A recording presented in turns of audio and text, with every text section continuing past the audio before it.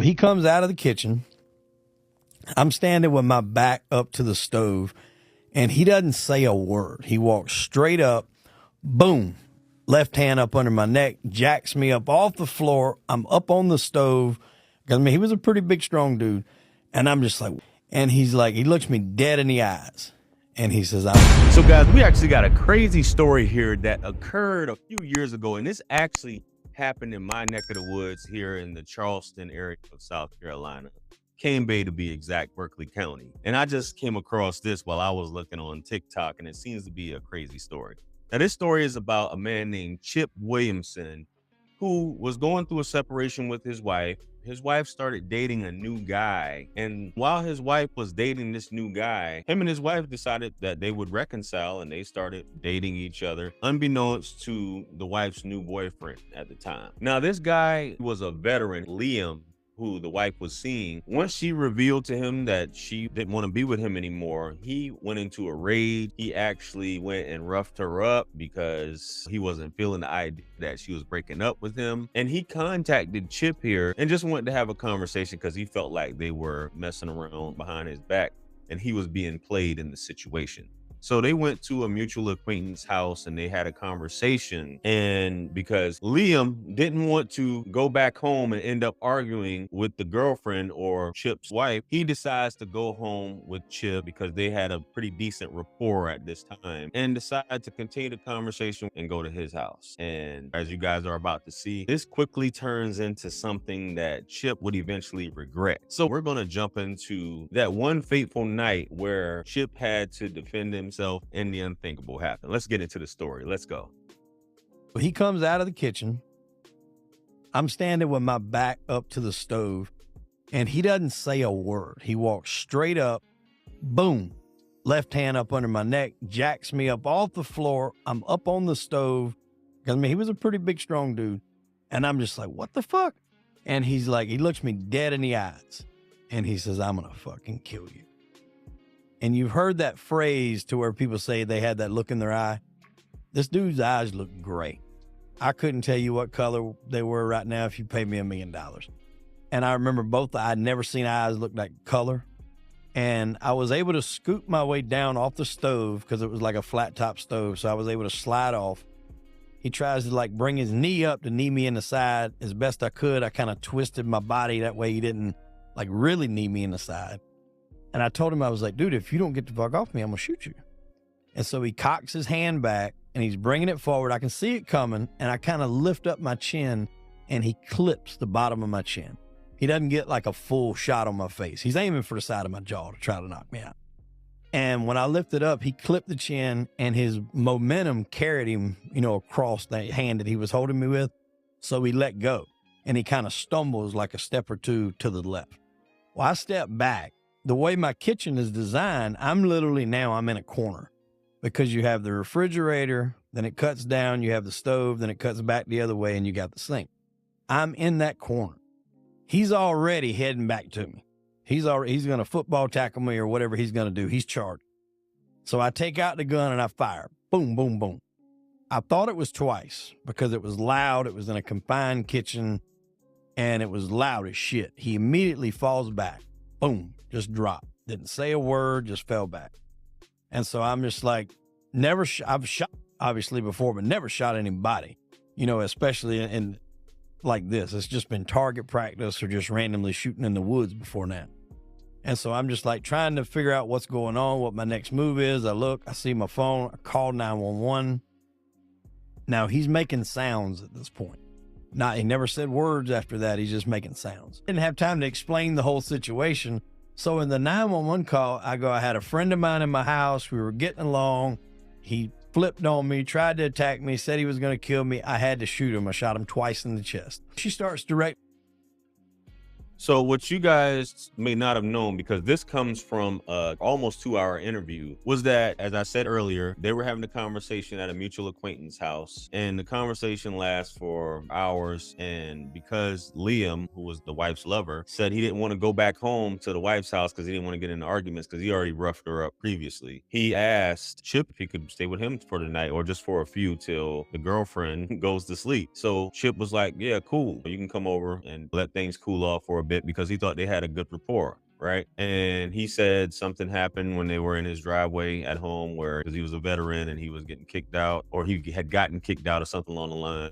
He lost a friend in combat and he started crying in the car. He basically felt sorry for the guy, and they went in the house and were just hanging out and talking. And the guy asked, could he go to the restroom? And then when he went to the restroom, that's where this clip began, where he just walked up to him and grabbed him by the neck, and then everything happened. Also, what he said in the previous clip was that Chip said he had open heart surgery. So he was showing him the scar because they were talking about tattoos. And when he lifted up his shirt, or the guy went to lift up his shirt, he saw that he had a weapon on his hip. So what's strange is that the guy would actually attack him in this situation, knowing that he already had a gun on him. Just my thoughts. Let's get back to it though. Directing me on what to do. She's like, can you see where his entrance wounds are? So I pull up his shirt. I see 2 of them, which is another reason why I only thought there was 2. She said, can you get a towel, put it over it? So I run down to my bathroom, the bathroom he had just come out of, jerk the towel, go back, put it over there. And that's really about all I could do. Like I didn't know how to do CPR or anything like that. She's asking me to ask questions. He's not responsive. He's only making noises. What I've heard from other people now is what was called the death rattle. Just kind of like sounds as the body's slowly dying off and everything's shutting down. And she's like, the 911 ambulance is on the way. And also they had notified the authorities. The authorities are on the way. And she's like, where's the gun? I was like, the gun's on the counter. And she's like, well, can you please have it unloaded, laying on the counter? And I'm like, yeah. So I step up, unload the gun, leave it on the counter. And finally the first arriving officer comes and she's like, I need you to go out with your hands up. So I'm on the phone. I go out, hands up. He cuffs me and he's like, you're not under arrest. We just got to see what's going on, survey the situation. I'm like, okay. So he passes me off to the second officer that pulls up. This is a female. So she puts me in the back of the car and I'm just sitting there. Mine is still spinning at what's going on. They didn't take my phone from me at this time. So I was able to kind of twist back, get my phone out, and I text my wife. I'm like, hey, we started fighting. I shot him. And I couldn't even tell what she texted me back. One of the female officer seen me. So she seen me on my phone. She grabbed my phone from me. And so I didn't know if she got it or, what the situation was. But by now it's like 6:45, 7 in the morning. Got 2 cop cars here. Then the ambulance pulls up. And then it's just one right after the other. Cop car, SUV, cop car. And they're lining the street. And I live in a neighborhood to where it's like a house every 5 feet. You only got 5 feet of yard, then it's another house. Real cookie cutter neighborhood. Yeah. So people are starting to get up Sunday morning for church. This is all a Saturday night. Everybody's looking. They see me in the back of the cop car. My neighbor comes out. She's asking what's going on. Am I good? Were the kids in the house? And I'm just like trying to talk to her through the glass. And the female cop comes back over. I did see the ambulance pull up. I see him put him in the ambulance and they drive off. So I don't know at this point. I don't know if he's alive, if he's dead, what the situation is. The female cop comes back over and she reads me my rights. And, obviously you've had that done yourself. She asked me if I want to answer any questions and I tell them no. And that was it. It was shut down. So at that point, I'm thinking I'm going to jail. So what ends up happening is that he does go to jail and he's charged and he gets bond. And they actually move forward with charging him with murder where he's facing 30 years. And they have this case going basically saying that he set this up for this guy. And I'm assuming based along the lines of this being the wife's boyfriend and potentially y'all maybe getting back together. And they refuse to drop the case, even though this happened early, 7 o'clock in the morning in this neighborhood in Cane Bay, which Cane Bay is a pretty desirable neighborhood in the area. And he lured the guy there. I guess I'm assuming that's what they're thinking. And he decides to delete the guy, even though he called the police. They refused to drop. So we're going to get into the next clip where he actually talks about the charges finally being dropped, because obviously he's out now and he's free. This occurred, I think, in 2017, 2018 timeframe. So let's get into that next clip. Let's go. And there was a new solicitor on the case. The original solicitor left. They brought in a woman. The woman left. They brought in a new guy. Now, this guy really didn't know much about the case. So my lawyer called me on the phone and he's like, I'm thinking about just laying everything out. He's like, I'm thinking about showing them everything that we have. And I think it'll be damning enough to where they're going to drop it. And he's like, but it's a risk because we're showing our hand. And I'm like, bro, I trust you. Like, do whatever you want to do. And so he set it up. And we go to the police station, and our CSI guy had to fly him back down. So those are all expenses. Every time somebody out of state comes, you got to pay their flights, you got to pay their hotels, you got to pay them to do all this. And he puts together a PowerPoint. So like I told them, hey, when this first started, we wrestled around in the kitchen. They said, well, we didn't see any signs of a struggle. So he takes the first arising officer's body cam footage and he highlights that there's knocked over shot glasses on the floor in the kitchen. Also knocked over glasses on the counter, like a big rocks, like Manhattan glass, knocked over. And he's like, that looks like signs of a struggle to me. Like, I'm sure the guy just don't have glasses laying around on his floor like that. The next thing was he didn't have any blood on him, so we don't think they were in close contact. I was wearing a long sleeve white t-shirt, in fact, that night. And so that was kind of a thing where he didn't have any blood on him. So how close could they have really been? They done like so many studies on like blood spatter, why you don't get blood spatter, depending on, like we mentioned earlier, gun, caliber of bullet, all that. The guy that night was wearing 3 layers of clothes. He had on like a t-shirt, a long sleeve t-shirt, and then kind of like not a hoodie, but like a real thin long sleeve shirt with a hood over it that was like a wicking material because it was a little chilly. It wasn't going to travel through all that. You're not going to get back spatter on me. And that was a key thing that they focused on was because I was wearing a white shirt and I had no blood on me, they were trying to say that we were farther apart. And that's a lot of what they based their case on.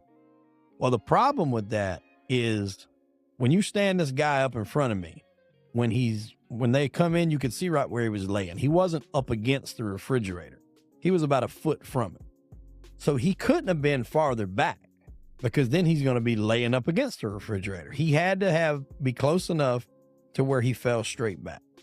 The bullet paths were entering at one point, then exiting at a lower point. So how does that happen? I've got to be charging at you, crouched over, coming at you like in a football tackle type position for it to go in high and exit lower. So everything I'm saying is adding up.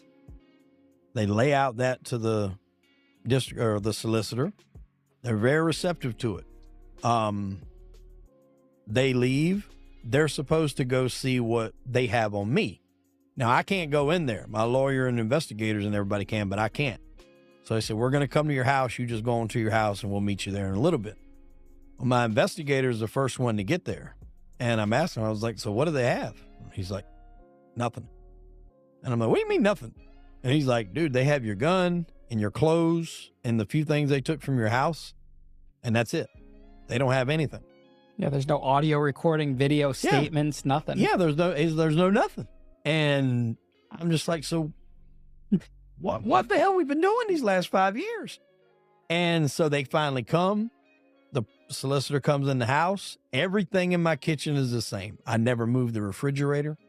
I never moved anything. I never replaced anything. The stickers that they put on where it ricocheted on the wall is still there. Yeah. I didn't cover up nothing because I had a feeling deep down that at some point this kitchen was going to be key to being able to resolve this whole thing. Right. And so I lay it out for him. I'm saying, all right, we were here. He come up here. We rolled here. He done this. I done this. I let him hold the glass that was on the counter knocked over so he could feel the weight of it. I told him, I'm like, all right, I'm here. I shoot this way. That's this bullet that hits, that ricochets over here. The other one went into a 24 pack of water.